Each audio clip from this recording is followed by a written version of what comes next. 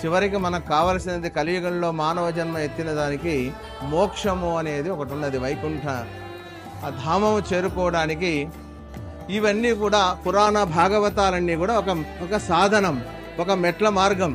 అటువంటి సాధన ప్రపత్తులైనటువంటి పుస్తక ప్రసాదంతో అందరూ ముముక్షువులయ్యి వారి యొక్క మోక్ష మార్గాన్ని వెళ్ళి వైకుంఠధామం చేరాలని భగవంతుని శ్రీ కృష్ణ పరమాత్ముని నేను ప్రార్థిస్తున్నాను.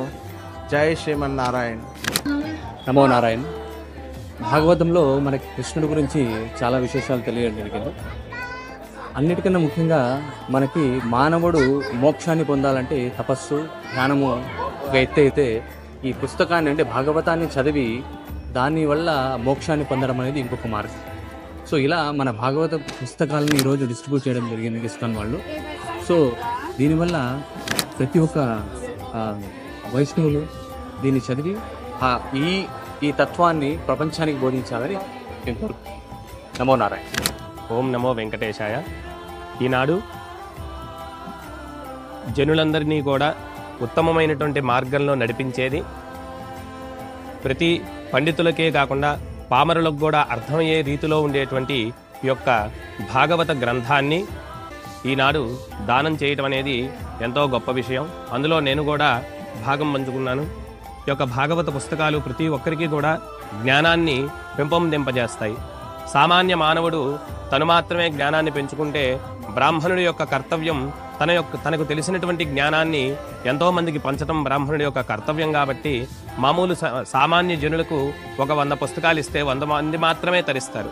అదే ఒక బ్రాహ్మణుడికి ఇచ్చినట్లయితే అతని ద్వారా ఇంకా ఎంతో మంది తరిస్తారనేటువంటి సదుద్దేశంతో బ్రాహ్మణ ఉత్తములను తీసుకువచ్చి ఈనాడు యొక్క భాగవత పుస్తకాలను పంపిణీ చేశారు. ఇది ఎంతో గొప్ప విషయం. ఇందులో నేను కూడా భాగం అవ్వటం నాకు ఒక అదృష్టంగా భావిస్తూ ఉన్నాను. అలాగే ఈ కార్యక్రమానికి ఉద్యుక్తులైనటువంటి వారి యొక్క సంకల్పం చాలా గొప్పది. వారు ఎప్పుడూ కూడా భగవంతుని యొక్క కృపతోటి ఇంకా ఇతోధికమైనటువంటి అభివృద్ధి చెందాలని, అలాగే దీనికి సహకరించినటువంటి ఇస్కాన్ పరివారం అంతా కూడా చక్కగా భగవంతుడి యొక్క అనుగ్రహంతో ఎప్పుడు సంతోషంగా ఉండాలని, ఈ యొక్క భాగవతం నాకు ఇవ్వటం ద్వారా నేను కూడా ఈ యొక్క భాగవతాన్ని చదువుతూ ఇంకా ఉండేటువంటి జ్ఞానాన్ని పెంపొందించుకుంటూ ఉండాలని మంచి సంకల్పంతో స్వస్తి చెబుతున్నాను. ఓం నమో వెంకటేశాయ. హరే కృష్ణ. ఇస్కాన్ వారు నిర్వహిస్తున్నటువంటి సనాతన ధర్మ ప్రచారంలో భాగంగా భాగవత గ్రంథ వితరణ కార్యక్రమంలో తిరుపతిలో ఉండేటువంటి బ్రాహ్మణులందరికీ కూడా ఈ భాగవత గ్రంథములు అందినవి. ఇస్కాన్ వారికి చాలా సంతోషముతో చాలా ధన్యవాదాలు తెలుపుకుంటున్నాము. అందరి తరఫున కూడా ధన్యవాదాలు చెప్తున్నాము.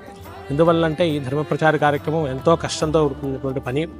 ఆ పనిని ఇస్కాన్ వారు ఎంతో భక్తి శ్రద్ధలతో ఎంతో ఓర్పుతో చేస్తూ ఉన్నారు. ఇలాగే వారు మరిన్ని కార్యక్రమాలు చేయాలని కృష్ణ పరమాత్మని ప్రార్థిస్తున్నాను. హరే కృష్ణ.